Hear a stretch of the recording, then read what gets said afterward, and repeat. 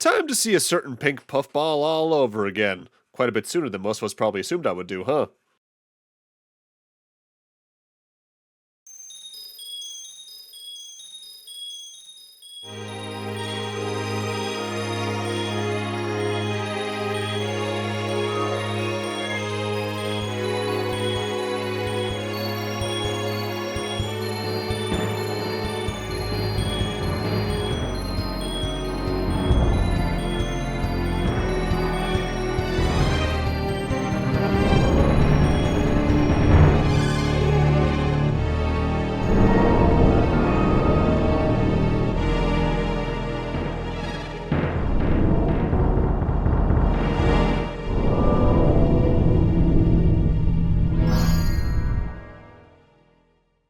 I've always found how weirdly quiet this title screen is, just very eerie, even as a child. Hello, everyone, and welcome to Let's Play Kirby 64 The Crystal Shards. I've been meaning to do this game for a while. I want to say I had the first inkling I wanted to do this specific Kirby game all the way back in like 2018, but it took until now because, well, my LP list has been ongoing for a while at this point, and even at the time, N64 games weren't exactly something I could do consistently yet. Similarly to Kirby Superstar, though, the moment you start up a new file, you actually get the option to view a tutorial about Kirby's copy ability. I'm going to showcase this briefly, but we don't watch the entire thing. But worth noting, this is a pretty good thing to watch on our first playthrough because the copy ability here in 64 does have some extra folds to it. But we'll talk about those when we get into the first stage. Right now, also worth noting, this is one of the few first-party Nintendo games I can think of on the N64 that has its main movement entirely tied to the D-pad.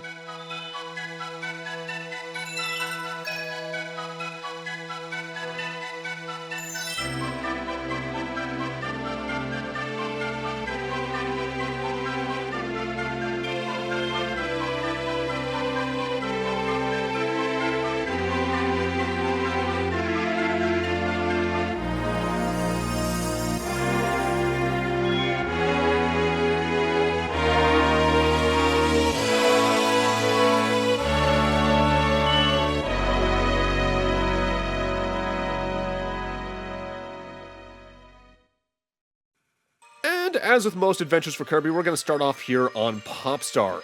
This song that's playing right here in the World Select, by the way, is probably my favorite song in the game, barring maybe one other exception. It's just so soothing. So yeah, Kirby 64 actively uses the D-pad for its movement. I think I've maybe played 50 N64 games or so over my years. I think I've only maybe played 2 or 3 that did that. Kirby 64 here, Mischief Makers, and there's probably 1 or 2 others along that line. I just can't remember the title of over the years. So the main thing Kirby 64 does that's very different from anything else in the series is that when you swallow an ability, you can press C up to bring it back up out of you and throw it at other enemies to combine their powers. For instance, this is Spike and Fire, you become a bow and arrow. Pretty much everything unique about this game's mechanic set is tied to combining powers to do certain things, see what certain effects certain combos have and all that, and there's a lot of different combinations because of this. Fire Cutter here is one of my favorite in the game just because you get such a large reaching sword that is really good at doing a lot of damage against bosses and mini-bosses. Some ability combos do have small secondary effects, like with Fire Cutter here you can hold the sword straight up in the air and keep moving to have just a constant hitbox above you, which has some use cases when there's enemies just high enough above you. You don't want to try to jump to hit them, but it's pretty minor. With that said, most abilities only have one effect because this is a lot closer to the early Kirby's Dream Land games. In fact, in a lot of regards, you might as well consider Kirby 64 Kirby's Dream Land 4, and there's quite a few reasons that actually plays into it. Our first mini-boss here is just this standard enemy. In fact, most mini-bosses in this game are just larger versions of normal enemies. So if you know the normal enemy's abilities, you know the mini-boss's abilities. With that said, every single mini-boss will also spawn in 2 to 3 smaller versions of itself at a time, which is either A, good just to inhale and spit out to do damage, or good for copy abilities in some cases. Worth noting, while most of the combo abilities are completely unique to this game, though I think some did get slightly adapted into abilities later in the series, the base abilities that make them all up are pretty familiar if you've played any of the other Kirby's Dream Land games from the earlier days, or Nightmare in Dreamland specifically. We got Bomb, Cutter, Burn, Ice, Needle, Spark, and Stone, and they all do the base effect that you're used to. Bomb, you can place a bomb down. Cutter, you throw a boomerang forward. Burn, you send yourself forward as a meteor and all that. Pretty familiar stuff writ large. With that said, you do want to change your abilities up pretty often, not so much for the main combat, but more for getting this game's plot MacGuffins, the Crystal Shards.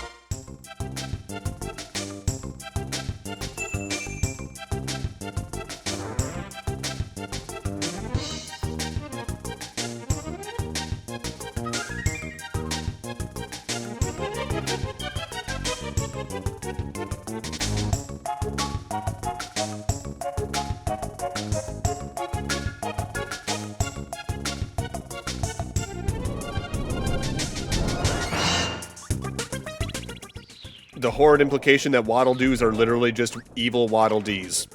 First mini-boss here is Waddle Doo, who is either going to do a beam ability here and again, or just charge at you and trip. As you can see, most mini-bosses and bosses do die pretty quickly in this game just because you do a lot of damage with a lot of your copy ability combos.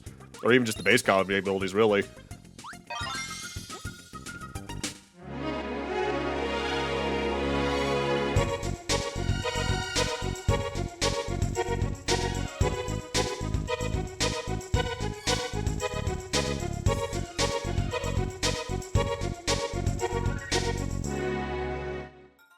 At the end of every level, you get these little mini games where you need to time your jumping and how far you want to jump to get certain items. I'm trying to get these cards every time I can. I'll cover what these are towards the end of the LP.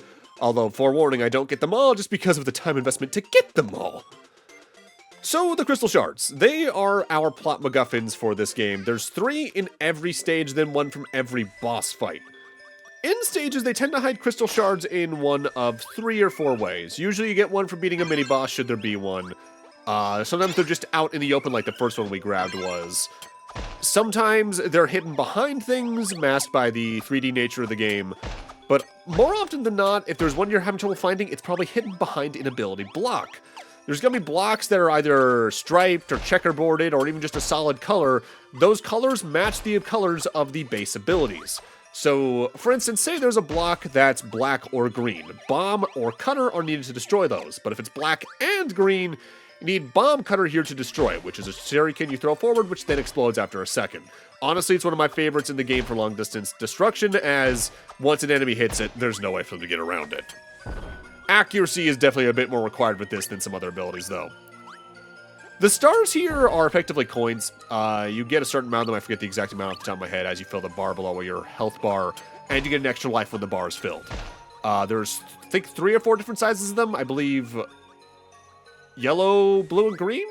Though blue, I think, can only easily be found by replaying a stage you've completed and finding where a crystal shard was, because they get replaced by that. Not that lives are a big issue in this game, but also not for nothing, 64 is, I think, one of the harder Kirby games. If only because there's a lot less time to react in some cases, I find.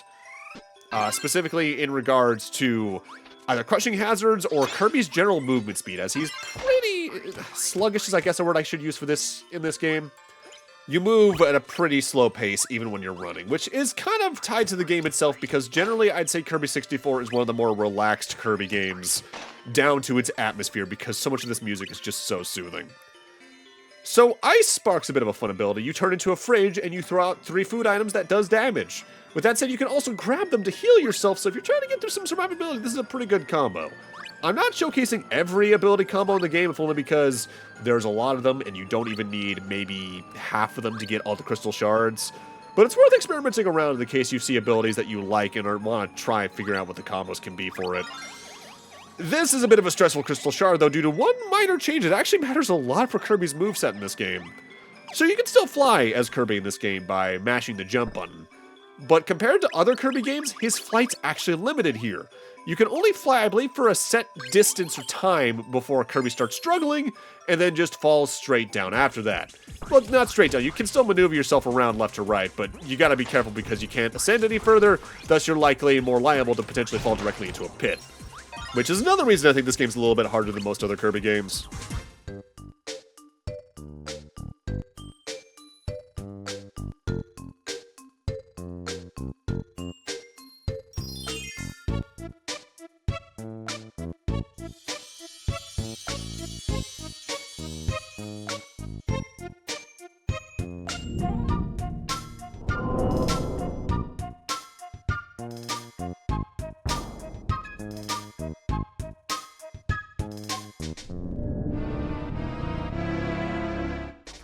Second boss already is Adeline, who's pretty much similar to Paint Roller back in Nightmare Dreamland / Kirby's Adventure.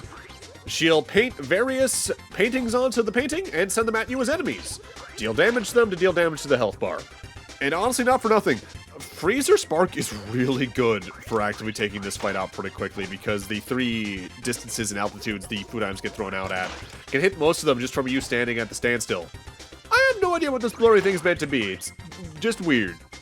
Once all of her minor paintings are destroyed, she'll throw a big one at us, this little blue dinosaur. This thing does some pretty heavy jumps that go long distance, but if you have a long distance attack yourself, it'll probably jump over you once and then never get to do anything else. After that, she's gonna get frustrated and do one more of good old Dark Matter from Kirby's Dream Land 2.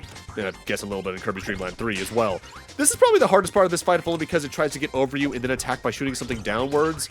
And with this specific ability set, I'm a little limited in trying to hit it. With that said, if it ever does a swipe, you're in pretty good shape. After that, she's going to get really frustrated and just charge at us. But one attack and she's down. And grab the Crystal Shard, and that's our second stage over with.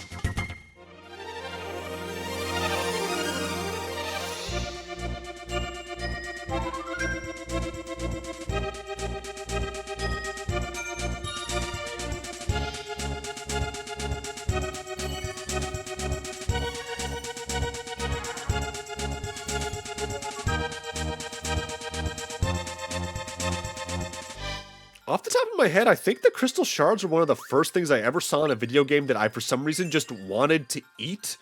I can't quite parse why with words except for them looking a little bit like a Jolly Rancher, I guess. And I was all over those things as a kid. So stage 3, I'd say, is where the game really starts to show what it can throw at you in terms of both stage length, but also just how many hazards can be in the way. Due to Kirby's more relaxed movement speed and all that, it's pretty easy to underestimate how quickly enemies can catch up with you. Double Bomb is one of my favorite abilities in the game. You shoot 3 missiles out that slowly home in on enemies, otherwise just go in a weird arc. But I'm not using it alongside a couple of other favorite combos of mine in this playthrough, because I'm going for 100% along the way, so I need to have certain combos at certain times. Kirby 64 is actually a game I tend to usually play without going for the Crystal Shards too actively. And this is going to kind of become a major complaint of mine by the end game, the ability combo system is really cool, but it leads to you only playing through stages a certain way with certain abilities if you want to get them all along the way. And that doesn't play exactly right with me, but that's also a bit of a recurring issue with this exact style of Kirby game. As I've said, this is effectively Kirby's Dream Land 4. And what I just described for this game is pretty similarly done in Kirby's Dream Land 2 and 3 via the animal buddies and the abilities you need to get the rainbow drops or the heart stars and all that.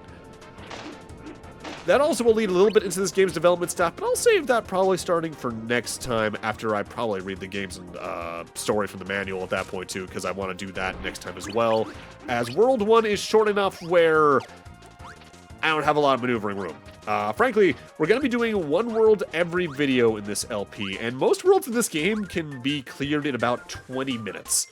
This is also one of the shorter Kirby games, even if you're messing around a little bit. The only exception to that is the final part, which I'll talk more about why when we get there. Double Cutter is probably one of my favorite abilities in the game just because it does a lot of damage, especially on mini-bosses, as it can hit multiple times in a single throw, even compared to normal Cutter because it's so slow.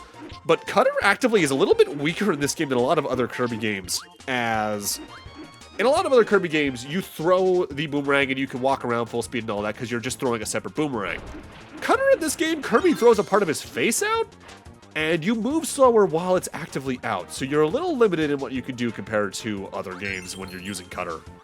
The reason for this will vary depending on the level, but as we just saw there, Adeline was in this stage and gave us a 1-up. Your party members that join us throughout these first few stages will actively help you in certain stages. Adeline in specific will usually generate an item from her paintings that can help you, like a health restorative or an extra life. But she'll more often than not actively give you a hint for a puzzle for a Crystal Shard.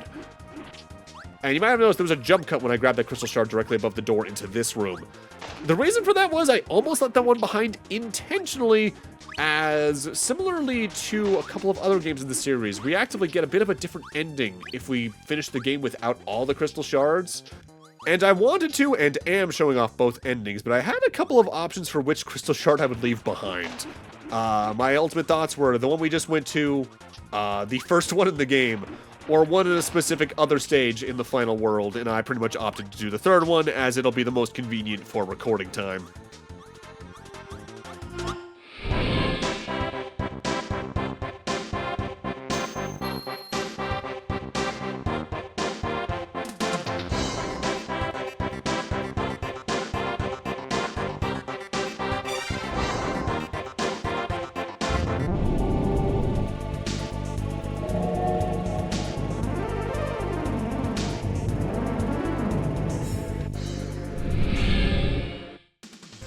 Corrupted DDD will fire some projectiles at you that you can then swallow up and shoot back at him if you don't have a copy ability. With that said, with Double Cutter, 3 hits and he's down, but he's not out, as he's going to get a second health bar as he flies up in the air and shoots more projectiles at you. His little sash actually becomes a mouth in this case, and it's actually really scary to see that when you're like 4, which kind of goes into my history with this game, but I'll talk more about that probably next part if I had to guess.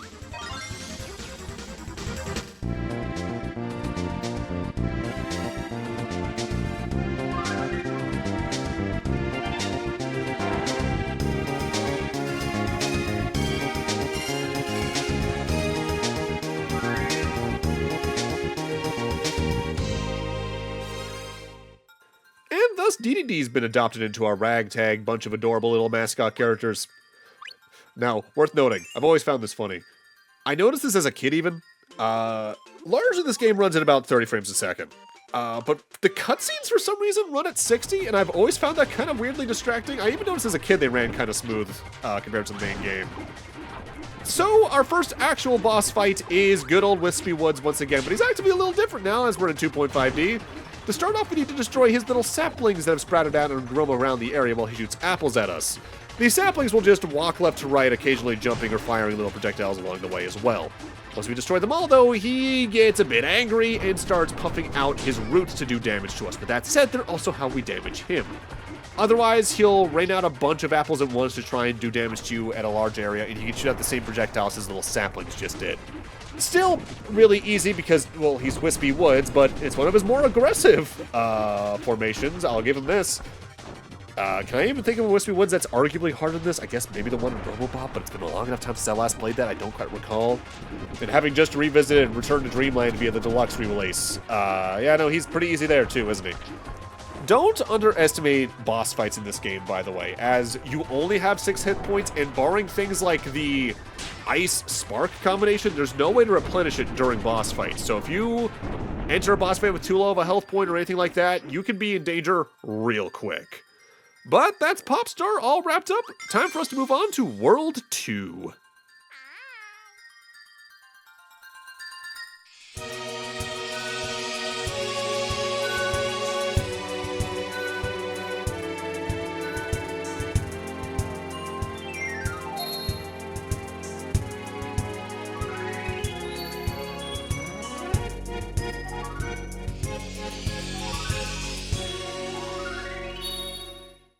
But with that, I'm going to need to end this off here. Thank you guys for watching, and in part 2, we're entering Rockstar. See you guys then.